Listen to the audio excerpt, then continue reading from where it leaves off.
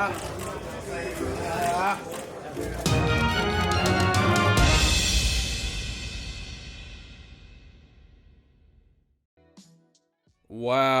the WBO makes their ruling on Usyk, who is the mandatory for Andy Ruiz Jr. AJ winner. Let's talk about it. What up, Fight World? It's your boy Ego, and I'm back with some more boxing. Make sure you smash the like button. Also, subscribe to the channel for the latest and greatest in boxing. Well. Rematch Room has got themselves into stuff. We're going to talk about it.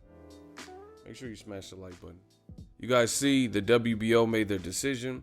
It says WBO Championship Committee Resolution. Designation of Mr. Oleksandr Usyk as mandatory challenge in the heavyweight division. And the link is in the description. You guys see it on the screen. The WBO has ruled that newcomer to the heavyweight division, Oleksandr Usyk, is the mandatory.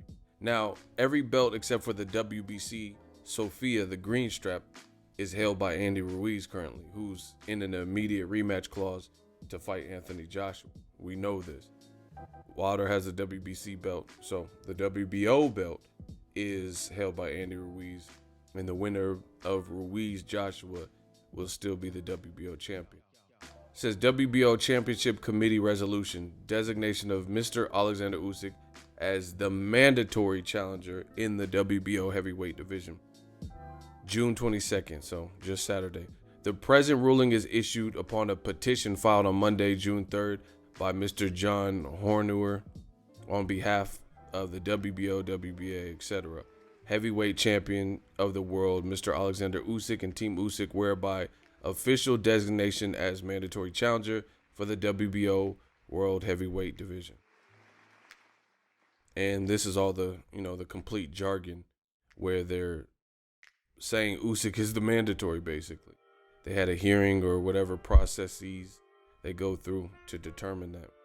Now, this is insane for Eddie Hearn, and I'm going to explain why. Yes, Eddie Hearn is co-promoting Usyk, so it doesn't hurt him, but this looks extremely bad on his other fighter, Dillian Whyte. Dillian Whyte has been definitely given the runaround in terms of how he's been managed, and I don't think Eddie Hearn or Rematch Room did any favors here. Here's why.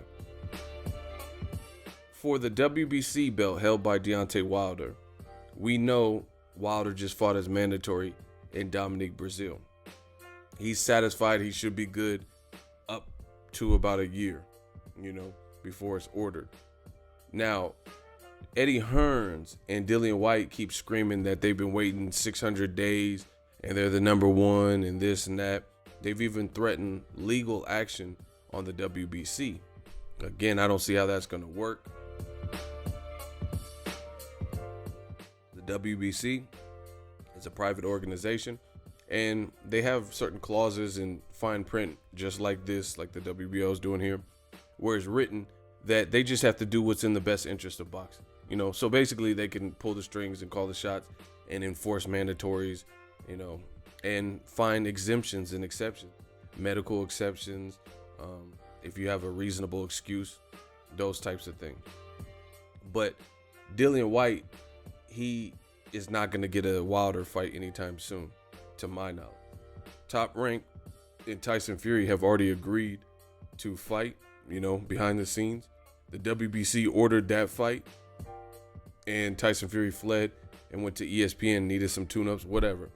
But it looks like the teams are on the same page, and they're going to do a joint promotion. Deontay Wilder, let him tell it. He announced he's fighting Luis Ortiz, and then February, March or so, 2020, he's fighting Tyson Fury. Should all go well.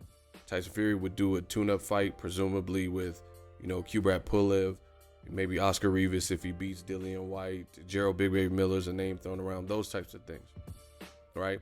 So with all that action for the WBC, Dillian Whyte doesn't really fit into that picture unless, the WBC announces something that we don't already know, but as it's going. So it doesn't look like Dillian Whyte will get a title shot that way. Now with the WBO formally announcing that a cruiserweight who just moved up to heavyweight was supposed to fight Carlos Takam, and then the card was replaced by Devin Haney against Antonio Moran. What does this mean? This now means that the winner of Andy Ruiz and Anthony Joshua, they have to fight. That's a rematch clause. It's contractual. Anthony Joshua knows it. Andy Ruiz side knows it. So they're currently negotiating, trying to determine if it's at Madison Square Garden, right? So per the WBO rules, they're telling you that even though Dillian Whyte was ranked highly, Usyk coming up from cruiserweight, moving up to heavyweight because he was the super champion and he was respected there because he was undisputed. He won the Muhammad Ali trophy in the World Boxing Super Series. They're telling you now that they've had a hearing and they've come to a resolution, and their announcement is Usyk trumps Dillian Whyte.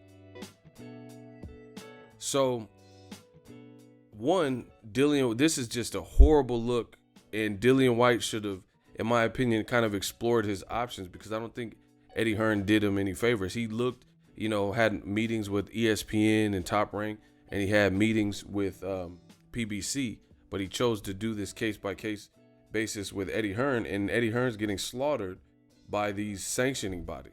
He really is, because he can't provide for Dillian Whyte, just like he couldn't provide Kell Brook the Amir Khan fight. These are all facts. Just like we never got the Joshua Wilder fight, Joshua versus Tyson Fury. He's not providing. He's doing podcasts and he's doing these interviews and saying whoom, but it's never in favor of his fighters in recent memory in a concentrated period of time. Devin Haney signed with Matchroom, told everybody that he was signing, he's most definitely going to get a title shot, and then come to find out, Bob Arum beats him. He beats him to it, and then now Luke Campbell, a Matchroom fighter, is not fighting a new Matchroom fighter in Devin Haney, which is a better fight. And it was what Devin Haney was promised to sign to Matchroom and DAZN or whatever. But instead, Devin Haney has to, keep fighting and wait and play the waiting game. Why Luke Campbell, who already challenged for a title against Jorge Linares, got knocked down and came up short, is going to fight Lomachenko. And Lomachenko has the opportunity to become undisputed. And if you look at the plays, if you look at how everything's set up, Lomachenko should be the favorite over Luke Campbell. If he wins, he has, I believe, 3 belts. Right now, Teofimo is about to fight an eliminator for the IBF belt. The IBF belt is held by Richard Comey, who's been working with Top Rank. He was on the Kovalev Alida Alvarez card, I think. I think that's how he got the title, right? So put it all in perspective. Richard Comey has a fight coming up against Ray Beltran, I believe it is. And Teofimo is an eliminator to fight the winner of that.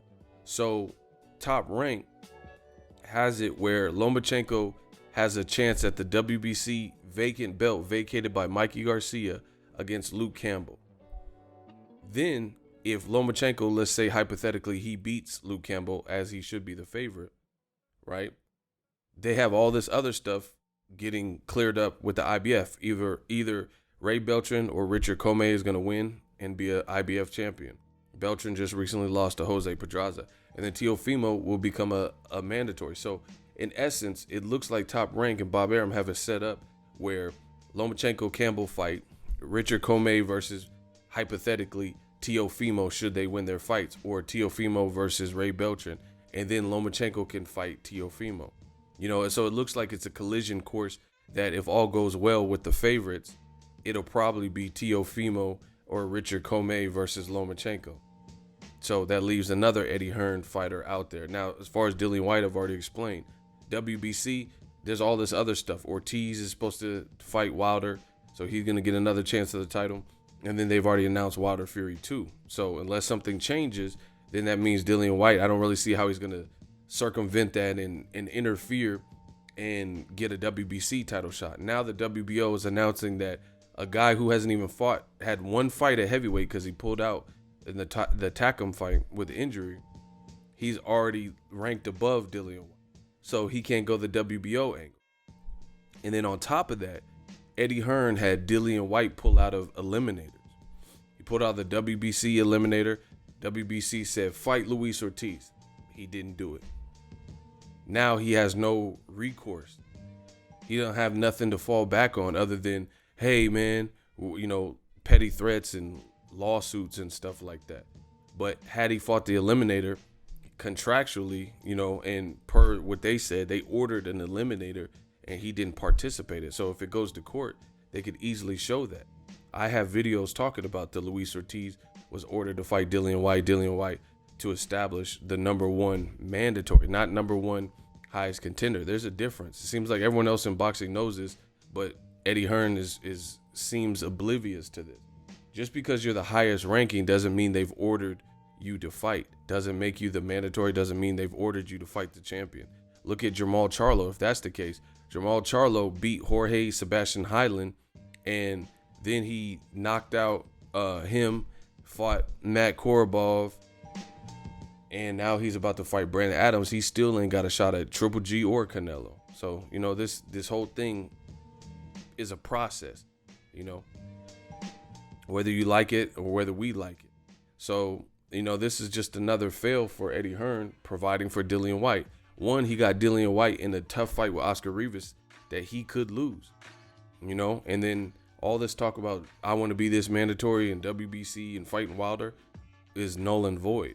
But now the WBO, another totally different sanctioning body, has just, look, it says champion rights and privileges afforded to WBO super champions Mr. Usyk be granted said request and is designated according as mandatory challenger in the above immediate WBO Heavyweight Division. Whereas on Tuesday, June 4th, 2019, representatives of reigning WBO and international heavyweight champion Mr. Dillian Whyte acknowledged receipt of Mr. Usyk's filed petition and requested that the WBO committee refrain from issuing any ruling regarding said matter in order to reply accordingly. Again, WBO, I guess they received something from Dillian Whyte's people and Eddie Hearn or whatever, saying, hey, wait till after the Oscar Rivas fight to make a decision. But they're telling you they've already made their decision. They didn't hear them out or whatever the situation.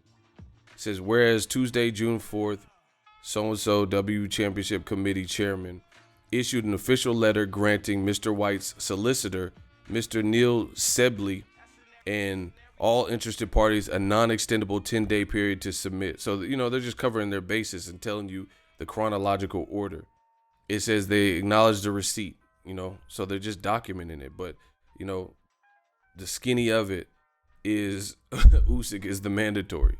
So this is another avenue where everyone's from the UK is saying, oh, we want Dillian Whyte to get a shot. Well, I don't know when he's going to get a shot because the WBC champion looks booked up, and he didn't listen to do an eliminator.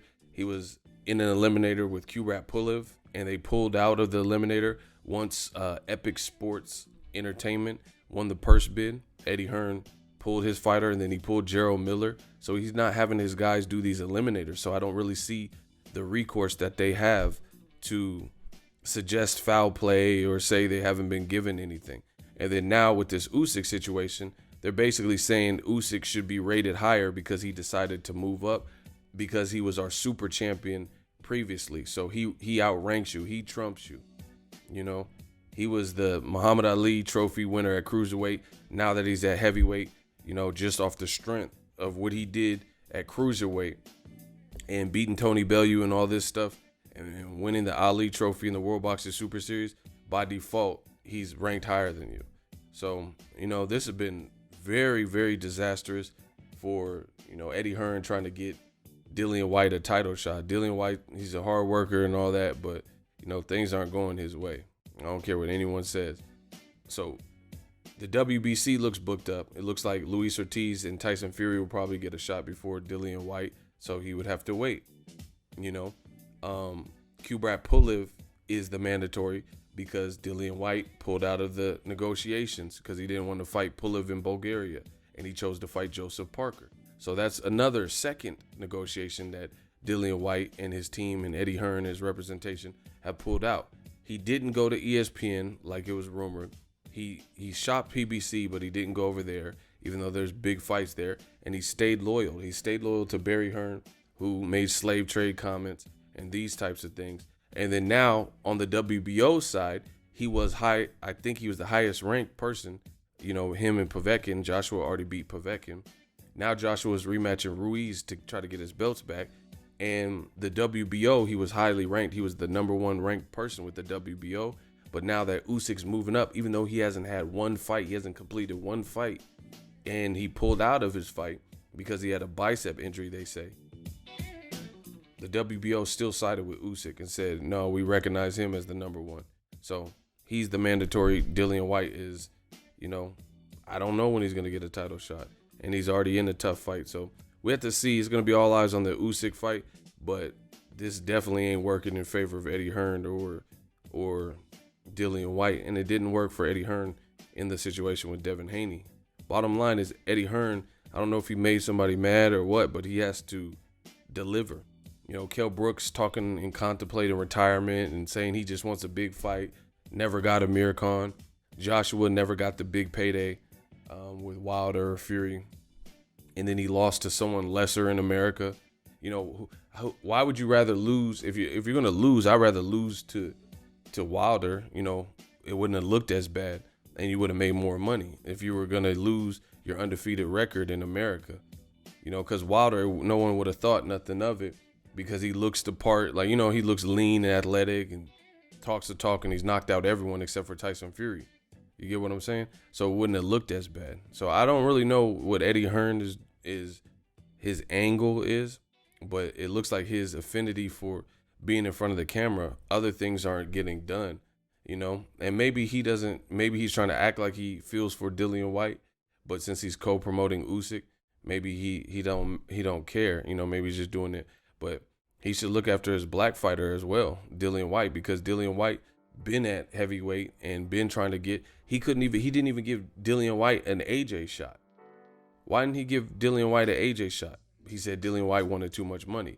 Well, now in hindsight, you should have paid him, because if you would have paid him, even if he were to beat AJ, because he already lost professionally to AJ, even if he were able to beat him, you would have kept the belts in-house, and that would have made more sense than letting Andy Ruiz, who doesn't look the part, you know, to a lot of people, and he's an Al Heyman fighter, come in and get that off you.